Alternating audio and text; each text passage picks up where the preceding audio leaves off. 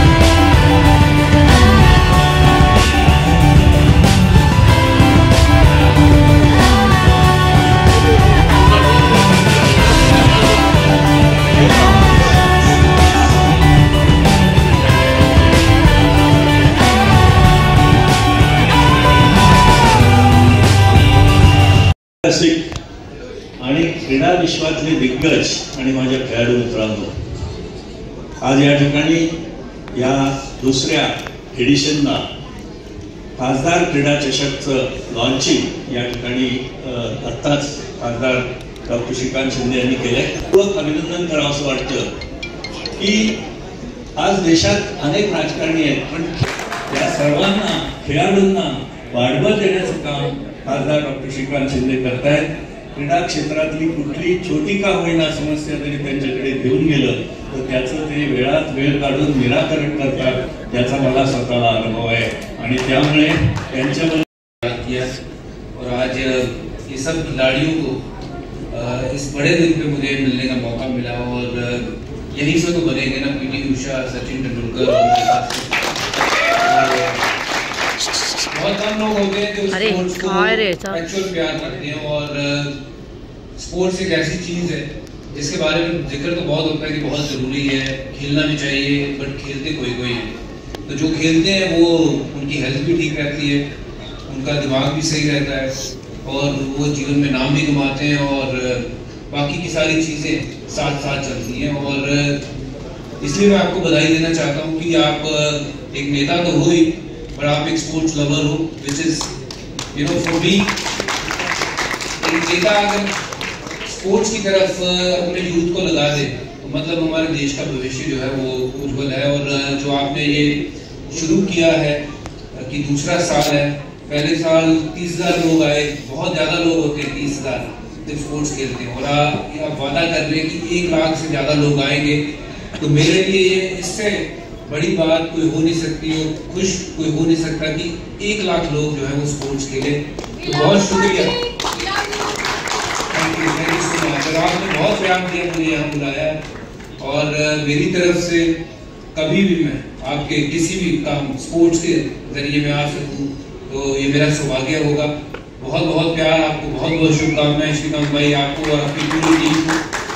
और मैं उम्मीद करता हूँ कि ये जो शुरुआत हुई है ये 1 लाख से हुई है, बट यहाँ से हम ऐसे ऐसे दिग्गज पैदा करेंगे जो देश का नाम रोशन करेंगे, महाराष्ट्र का नाम रोशन करेंगे, जो अपने माँ बाप का नाम रोशन करेंगे। हिंदुस्तान वर्ल्ड पावर है और रहेगा। स्पोर्ट्स के क्षेत्र में हम बहुत पीछे हैं, ओलंपिक में हमारा गोल्ड 1 या 2 आता है, बट जितनी बड़ी तादाद में हम लोग हैं वो सबसे ऊपर होने चाहिए, उसकी भी सूची और उसकी शुरुआत यहाँ से होती है। श्रीकांत भाई बहुत बहुत मुबारकबाद। ये हमारे लिए भी एक सीख है कि जो आप यहाँ पे कर रहे हैं हम पंजाब में भी करें, ताकि ज़्यादा से ज़्यादा लोग स्पोर्ट्स से जुड़े, खेलें और हमारे देश का नाम ऊपर लेके जा सके। क्रीडा संग्राम सीझन 2 याची सुरुवात आपण करतोय।